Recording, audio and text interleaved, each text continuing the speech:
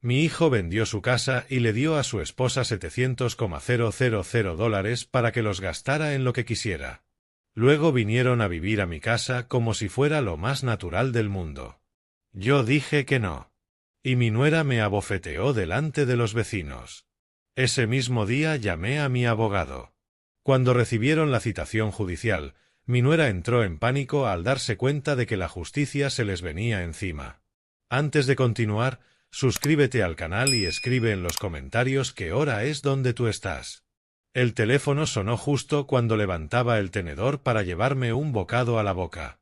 Pastel de carne con puré de papas, la receta de Mary, aunque nunca me quedaba igual que a ella. Dejé el tenedor en el plato y alcancé el viejo teléfono fijo. Papá, tengo una noticia increíble. Vendimos la casa por $700,000. La voz de Jeremy sonaba forzada, con un entusiasmo artificial. Casi me atraganté con el bocado que acababa de tragar. Jeremy, ¿qué? Espera, ¿qué? ¿Vendiste la casa? ¿Puedes creerlo? 700.000. El mercado está increíble ahora mismo. Conseguimos mucho más de lo que esperábamos. El tenedor resbaló de mis dedos y cayó contra el plato. Una frialdad se me instaló en el estómago y no tenía nada que ver con la cena. Hijo, no entiendo. ¿Cuándo la vendiste? Nunca me lo mencionaste. Pasó rápido, papá. Muy rápido. Los compradores llegaron con efectivo, sin necesidad de inspección. No podíamos dejar pasar la oportunidad. Me puse de pie y caminé hacia la sala con el teléfono en la mano.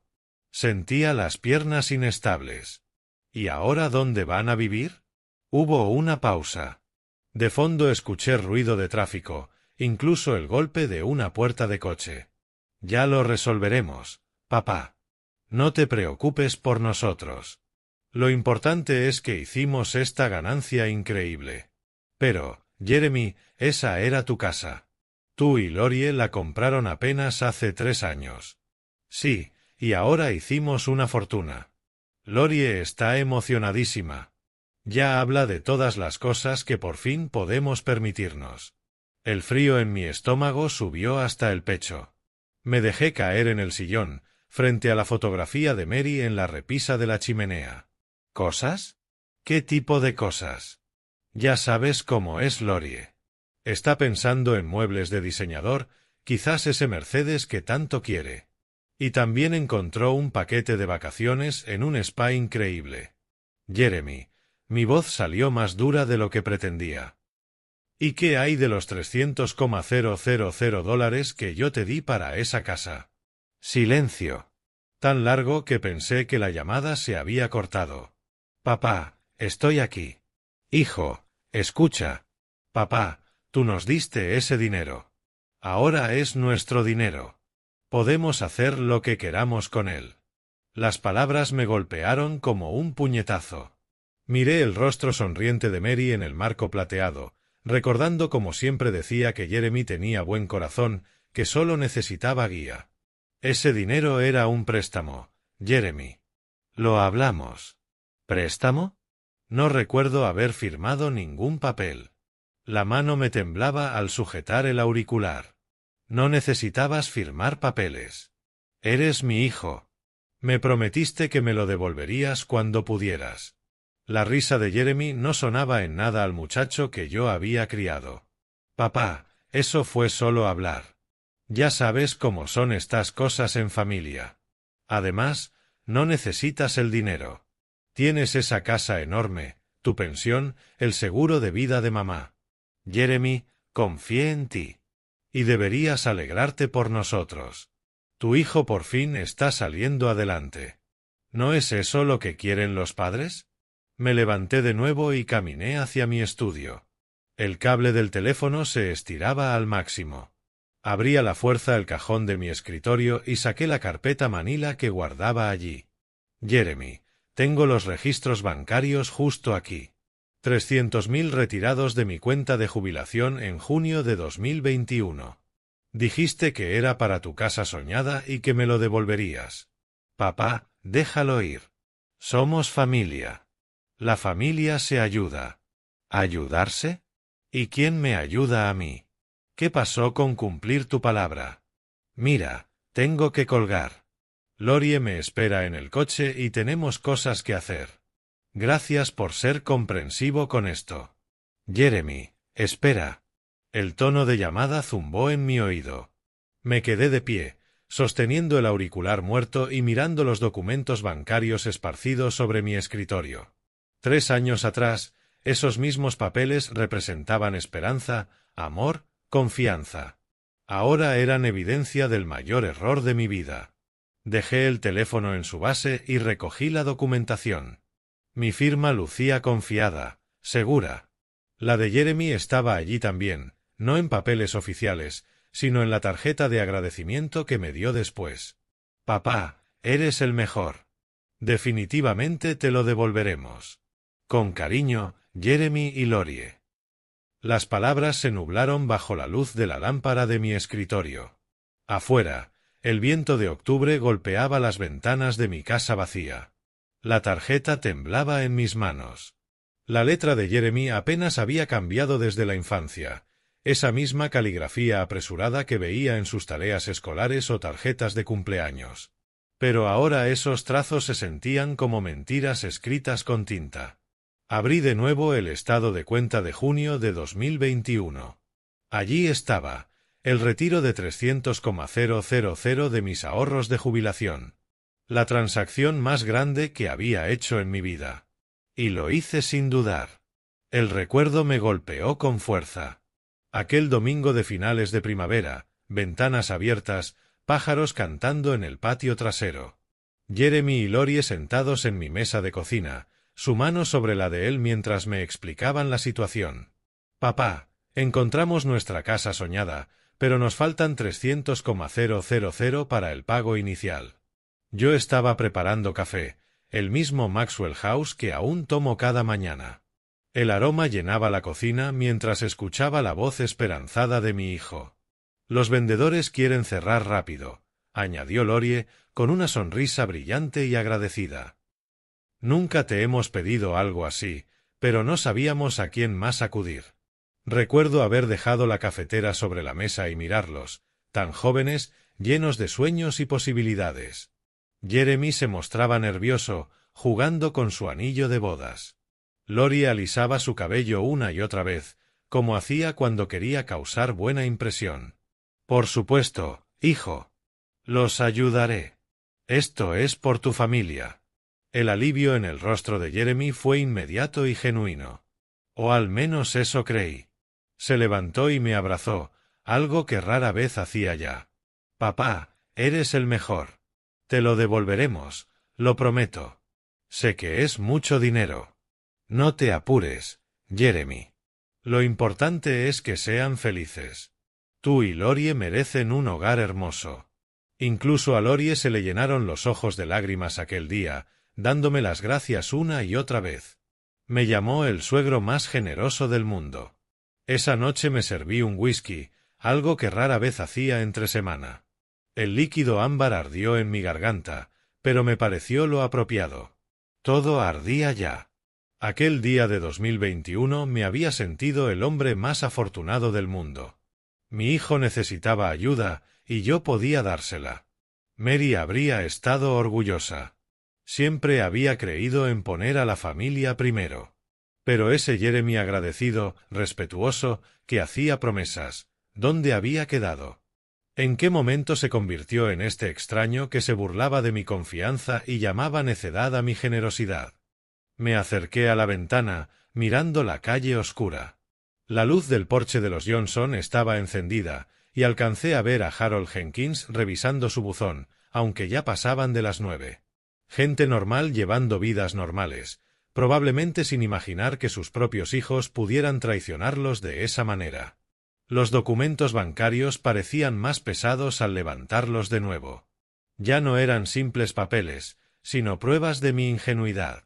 Había firmado mi nombre con plena confianza, creyendo en promesas que no valían nada. En mi escritorio los acomodé en orden cronológico: el recibo del retiro del 15 de junio de 2021, la tarjeta de agradecimiento. La tarjeta de agradecimiento fechada el 20 de junio. Las fotos que Jeremy me había enviado por mensaje en julio, mostrando orgulloso su nueva casa. Todo era evidencia de una época en la que todavía creía que mi hijo era un hombre de palabra. La fotografía de Mary me observaba desde el otro lado de la sala. Aquella expresión que le capturé en nuestra última Navidad juntos, paciente, sabia, ligeramente divertida por algo que yo había dicho. ¿Qué pensaría ella de todo esto? ¿Qué me diría que hiciera? En el fondo, lo sabía. Mary nunca permitió que nadie pasara por encima de ella. Ni siquiera la familia. Especialmente la familia. El vaso de whisky estaba casi vacío cuando finalmente cerré la carpeta y la guardé de nuevo en el cajón del escritorio. Los documentos seguirían allí mañana, pruebas innegables de las promesas de Jeremy y de mi confianza mal depositada. Pero esa noche, por primera vez desde aquella llamada, sentí algo distinto al shock y al dolor. Algo más duro, más frío, algo que casi parecía la fuerza de Mary fluyendo en mí. Apagué la lámpara de escritorio y subí las escaleras. Los viejos peldaños de madera crujieron bajo mis pies. El mañana traería lo que tuviera que traer, pero esa noche necesitaba dormir. Dormir de verdad. No el insomnio inquieto que me acompañaba desde la partida de Mary. La casa se acomodaba a mi alrededor mientras subía hacia el dormitorio. Cada sonido familiar me recordaba que esa era mi casa, mi refugio, mi castillo. Y nadie, ni siquiera mi propio hijo, iba a arrebatármelo. El estruendo contra mi puerta principal rompió la tranquilidad de la mañana como un disparo. Me sobresalté, mirando el reloj de la mesa de noche. Eran las 7:15 de la mañana. Los golpes volvieron, agresivos, insistentes. Tropecé hasta la ventana y corrí la cortina. Un camión de mudanzas estaba estacionado en mi entrada. En mi entrada. El coche de Jeremy detrás, con el maletero abierto y maletas a la vista. Los golpes retumbaron de nuevo, más violentos. Me puse la bata y las pantuflas y bajé a toda prisa. A través del vidrio esmerilado de la puerta distinguí dos siluetas, una más alta y otra más baja. Con manos temblorosas, giré el pestillo. Jeremy estaba en mi porche, sonriendo como si fuera mañana de Navidad. Detrás de él, Lorie sostenía una maleta de diseñador, con el maquillaje impecable a pesar de la hora. «Hola, papá. Ya estamos aquí». Parpadeé, aún procesando la escena. «¿Qué significa esto, Jeremy?» «Bueno, como vendimos la casa, necesitamos un lugar donde quedarnos». Hizo un gesto hacia el camión de mudanzas, como si eso lo explicara todo. «Nos quedaremos contigo temporalmente hasta encontrar algo adecuado». El aire frío de octubre atravesó mi bata delgada. «No. Absolutamente no. Aquí no pertenecen». La sonrisa de Jeremy titubeó apenas un instante. «Papá, no seas egoísta. Tienes esta casa enorme y somos tu familia». Avanzó como con la intención de entrar, pero me planté en el marco de la puerta, aferrándome con fuerza. «Esta es mi casa. Tú tomaste tus decisiones». «Nuestras decisiones», corrigió Lorie con voz afilada como vidrio roto. «Somos familia. Y la familia se ayuda en los momentos de necesidad». La miré, su cabello perfectamente peinado, la chaqueta cara, los pendientes de diamante brillando bajo la luz de la mañana. ¿Momentos de necesidad? Acaban de vender una casa por $700,000. Ese dinero ya está comprometido, respondió Jeremy, su tono helado. Lorie tiene necesidades, papá. Necesidades importantes. ¿Más importantes que tener un techo? Desde la acera, noté a Harold Jenkins en su jardín fingiendo revisar el periódico, pero claramente atento. Las cortinas de la señora Chen se movían en su ventana. «Papá, estás siendo irrazonable», la voz de Jeremy resonaba por todo el vecindario silencioso. «No pedimos caridad. Solo pedimos apoyo familiar temporal, después de que tú nos robaste $300,000. Nosotros no robamos nada», intervino Lorie, con el rostro enrojecido. Ese dinero lo diste tú, libremente. Era un préstamo. ¿Dónde están los papeles? Me desafió Jeremy. Muéstrame el contrato firmado. El frío de la mañana se intensificaba, y apreté mi bata contra el pecho. Cada vez había más vecinos mirando. Los Johnson se habían detenido en su caminata, de pie junto a su buzón, observando en silencio. «Sabes que no hay papeles», dije en voz baja. Confié en mi propio hijo. Pues tal vez no debería ser tan confiado, espetó Lorie. Tal vez deberías haber pensado mejor antes de hacer promesas de las que ahora te arrepientes. Lorie, ya basta, dijo Jeremy. Pero no sonaba arrepentido, sino cansado. No, no es suficiente, volvió hacia mí, alzando la voz.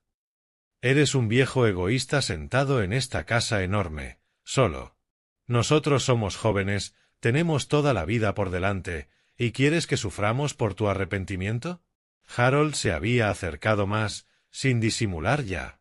Otros vecinos también salían, gente paseando perros, revisando buzones, todos atraídos por el escándalo. Quiero que se vayan de mi propiedad, dije, con la voz más firme de lo que sentía. Papá, te arrepentirás de esta decisión, dijo Jeremy. Ya no quedaba rastro de sonrisa, ni de manipulación amable. La familia debe permanecer unida. Y cuando seas viejo, enfermo y necesites ayuda, recuerda este momento. ¿Eso es una amenaza, hijo? Es la realidad, papá. No te haces más joven. Lorie dio un paso más, tan cerca que pude oler su perfume caro. Cambiarás de opinión. Rogarás que volvamos. Y quizá, solo quizá, lo consideremos. Fuera de mi propiedad. Fue entonces cuando me abofeteó. El sonido cortó el aire de la mañana como un látigo. La cabeza me dio un latigazo hacia atrás, la mejilla ardía, y me apoyé tambaleante en el marco de la puerta. La humillación dolía más que el golpe. Harold dejó caer su periódico y avanzó. «Oiga, basta ya». Jeremy sujetó a Lorie del brazo, tirando de ella hacia el coche. «Vamos, se acabó. Te arrepentirás de tu avaricia», gritó Lorie mientras se la llevaba. «Te arrepentirás de ser un viejo egoísta y amargado». Tiraron las maletas en el maletero. Jeremy lo cerró de un portazo tan fuerte que el coche entero se sacudió.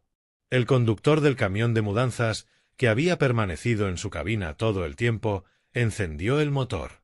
Partieron derrapando, los neumáticos chillando contra el asfalto.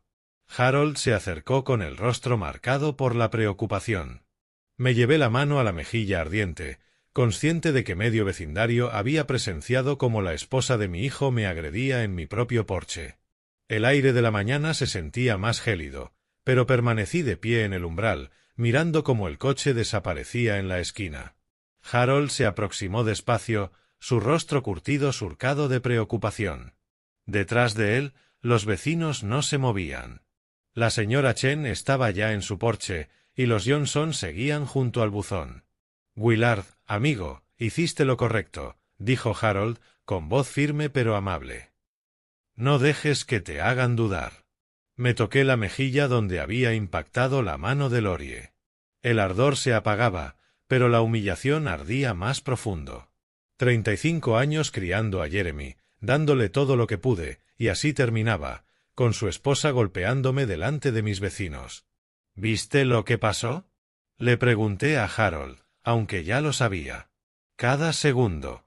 Y también lo vieron Tom Patterson allá, y los Johnson. Si necesitas testigos de lo que esa mujer hizo, los tienes. Tom levantó la mano en un saludo breve desde su entrada, con un gesto serio pero solidario. La señora Chen asintió desde su porche, con el semblante endurecido. «Ese hijo tuyo estuvo fuera de lugar», siguió Harold, mirando hacia la calle. «Y su esposa, eso fue agresión, simple y llano». «Agresión». La palabra quedó suspendida en el aire frío como una sentencia. Hasta ese momento lo había pensado solo como una bofetada, un arranque de ira. Pero Harold tenía razón. A ojos de la ley, Lorie había cometido agresión. Lo eduqué mejor que esto, Susurré, más para mí que para Harold. A veces los hijos se tuercen a pesar de una buena crianza. Le pasa a las mejores familias. La pregunta es ¿qué piensas hacer ahora? ¿Qué pensaba hacer? 24 horas antes era un viudo tranquilo disfrutando de su retiro en paz. Ahora era un hombre amenazado y golpeado por su propia familia. Harold, necesito pensar. Ubicarme. Por supuesto. Pero, Willard, si decides presentar cargos o tomar acción legal, tendrás apoyo. Este vecindario está contigo. Los Johnson se acercaron más. Sus ropas de ejercicio húmedas por el rocío de octubre. Willard, lo sentimos muchísimo, dijo la señora Johnson. Escuchamos toda la discusión. Esa joven no tenía ningún derecho. Ningún derecho en absoluto, asintió su esposo. Estabas defendiendo tu hogar. Miré mi casa, la casa que Mary y yo habíamos comprado hacía 40 años, donde criamos a Jeremy, donde planeamos envejecer juntos, donde yo pensaba vivir el resto de mis días en paz. Debería entrar, dije por fin. Harold asintió, pero no se alejó de inmediato. Willard, estoy justo enfrente por si necesitas algo, y digo lo que sea. Café, conversar o ayudarte a lidiar con lo que venga. Los demás vecinos murmuraron ofrecimientos similares antes de comenzar a dispersarse. Tom Patterson se quedó un poco más, acercándose a donde Harold y yo estábamos. Willard, he visto peleas familiares antes, pero nada como esto. La esposa de tu hijo cruzó una línea que no se debe cruzar. Gracias, Tom. Harold tiene razón respecto a los testigos. Lo que pasó aquí esta mañana no fue solo un pleito familiar. Esa mujer me agredió en mi propia propiedad. Cuando todos se marcharon, me quedé solo en el jardín, llevándome la mano a la cara otra vez. El dolor físico era mínimo. Pero algo había cambiado. El hombre que respondió la llamada de Jeremy el viernes por la noche ya no estaba. En su lugar había alguien más duro, más decidido. Volví a la puerta principal, deteniéndome un instante para mirar las marcas de neumáticos que el coche de Jeremy había dejado en mi entrada. Evidencia de su retirada apresurada, de que sabían bien lo que habían hecho. Dentro, la casa se sentía distinta, no violada, sino más bien como una fortaleza. Mi santuario había sido amenazado, pero resistió, y yo seguía aquí, de pie, todavía dueño de este lugar que intentaron reclamar. La marca roja en mi mejilla se desvanecería, pero la claridad que me había traído no. En el espejo del baño vi a un desconocido, no el anciano derrotado que Jeremy probablemente esperaba, sino alguien con acero en la mirada y una mano marcada en la mejilla izquierda, como una insignia de guerra. Toqué con cuidado la piel sensible. El anillo de Lorie me había dejado un pequeño rasguño cerca de la oreja. Evidencia, comprendí, prueba de lo que había hecho. Pero necesitaba algo más que evidencia de una agresión. Necesitaba estrategia. Caminé al estudio con una firmeza que no sentía desde la muerte de Mary, hacía 2 años. La humillación de la mañana había quemado algo blando en mí y dejó al descubierto al ingeniero que siempre fui, metódico, práctico, inflexible al resolver problemas. Jeremy era un problema que había que resolver. Me senté en mi sillón favorito y abrí el cajón donde guardaba los documentos importantes. Mi archivo era alfabético y preciso, costumbre de 40 años de ingeniería. Bajo la J de Jeremy encontré la carpeta que buscaba. El acuerdo de préstamo estaba exactamente donde lo había dejado, en un sobremanila rotulado. Préstamo Casa Jeremy 2021. Lo saqué con cuidado, sosteniendo los papeles como las armas legales que eran. La fotografía de Mary me observaba desde el escritorio, su sonrisa dándome valor. Siempre me dijo que era demasiado confiado con la familia, demasiado dispuesto a dar sin protegerme. Lucha por la justicia, Willard, me dijo una vez en una disputa con un contratista. Ser amable no significa ser débil. Hora de dejar de ser solo amable. El contrato tenía 8 páginas, mecanografiadas en el membrete oficial de Samuel Grant.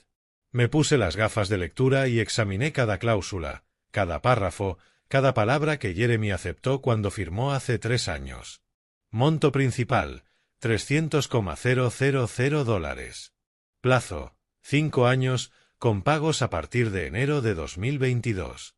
Cláusula de incumplimiento. Si se dejaban de pagar más de 90 días, el saldo total se volvía exigible de inmediato. Jeremy no había hecho un solo pago. Ni $1 en casi 3 años. Según el contrato, me debía $300,000 más intereses acumulados al 8% anual. Tomé mi vieja calculadora, la misma de décadas de cálculos de ingeniería. Principal, $300,000. Intereses por 3 años, $72,000. Total adeudado, $372,000. Escribí las cifras en una libreta legal con pulso firme. Jeremy creía ser astuto, diciendo que el dinero fue un regalo. Pero los contratos no mienten, y las firmas no desaparecen porque a alguien le resulten incómodas. Me recosté en la silla, levantando el documento hacia la luz de la mañana que entraba por la ventana del estudio. La firma de Jeremy era nítida, con la constatación de Samuel y la notarización hecha por su secretaria. Legal, vinculante y ejecutable. Por primera vez desde la llamada del viernes por la noche, sonreí. El niño que hacía berrinches cuando no conseguía lo que quería, que aprendió a manipular en lugar de ganarse las cosas, que trajo a esa mujer para que me golpeara en mi propio patio, ese niño cometió un error crucial, subestimó a su padre. Organicé los papeles con cuidado, sacando copias con el escáner de casa. Otra costumbre de mis días como ingeniero, siempre tener respaldos, documentarlo todo, estar preparado. Los originales volvieron a su carpeta, la carpeta volvió al cajón, y el cajón lo cerré con la pequeña llave de mi llavero. Las copias fueron a una segunda carpeta rotulada, Acción Legal, Jeremy.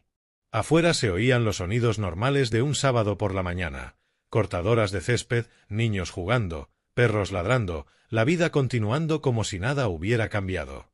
Pero algo fundamental sí había cambiado en mi mundo, y al fin estaba listo para admitirlo. Jeremy ya no era mi niño.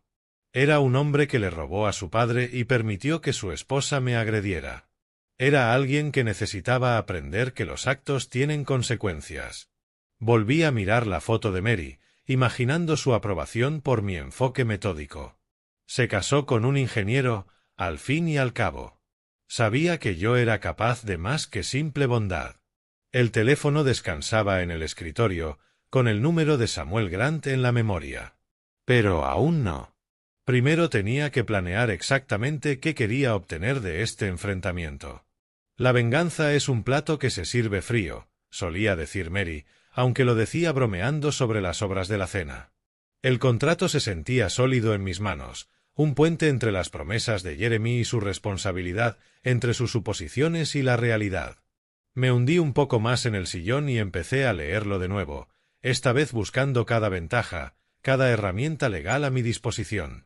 La mañana era joven y yo tenía trabajo por hacer. La firma de Jeremy me observaba desde el pie de la página 8, apresurada, pero legible. La misma caligrafía que vi en tarjetas de cumpleaños y reportes escolares durante 35 años. Pero algo en esa firma me disparó un recuerdo nítido, tan claro como ayer, verano de 2021.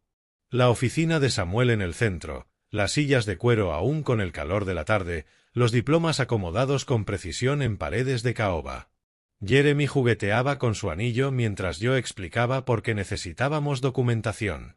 «Papá, ¿por qué no confías en mí?», preguntó, con ese tono dolido que perfeccionó en la adolescencia. «Esto no es cuestión de confianza», respondí, observando a Samuel ordenar las páginas del contrato sobre la mesa de juntas. «Es cuestión de responsabilidad, de hacer las cosas bien». El recuerdo era tan real como la luz de la mañana entrando por mi ventana. Samuel llevaba ese traje azul marino que reservaba para reuniones importantes. Pidió café para los tres, aunque Jeremy apenas lo tocó. «Señor Brooks», le dijo Samuel a Jeremy, con cortesía profesional, «este contrato protege tanto a usted como a su padre. Establece términos claros de pago y evita futuros malentendidos». Jeremy se removió en la silla, mirando a todas partes menos a los documentos. «Papá, Somos familia. ¿Por qué necesitamos abogados y contratos entre familia? Porque familia no significa ser ingenuo, le respondí. Tu madre siempre decía, los acuerdos más claros hacen las mejores relaciones. Ese fue el momento. La expresión de Jeremy cambió de herida a algo más duro, más calculador. Incluso entonces, 3 años atrás, vislumbré al hombre que terminaría riéndose de mi confianza y permitiría que su esposa me golpeara. Está bien, papá, dijo por fin, tomando la pluma cara de Samuel, si eso te hace sentir mejor. Pero no lo hizo sentir mejor. Ahora lo veía con claridad, recordando cómo dudó antes de cada firma, cómo preguntó 2 veces por las cláusulas de incumplimiento, cómo se le tensó la voz cuando Samuel explicó que todo el monto se volvería exigible de inmediato si dejaba de pagar. Señor Brooks, dijo Samuel, mirando a Jeremy, ¿entiende que esto crea una obligación legal? Esto no es un regalo que se pueda olvidar o ignorar. Entiendo, respondió Jeremy, aunque su tono sugería que lo único que entendía era que debía firmar para obtener el dinero. La ironía era perfecta. Su reticencia a firmar fue mi primera señal de que no se tomaba el acuerdo en serio. Pero su firma, renuente o no, hizo el contrato legalmente vinculante. Cerré los ojos, recordando el resto de aquella tarde. Después de la firma, caminamos juntos hasta el estacionamiento. Jeremy estaba callado, asimilando lo que acababa de suceder. Papá, sabes que voy a pagarte este dinero, ¿verdad? Por supuesto, hijo. Por eso te lo doy. El contrato lo hace sonar como un negocio, pero a veces los negocios y la familia se mezclan. Eso no significa que te quiera menos. Me abrazó entonces, rápido.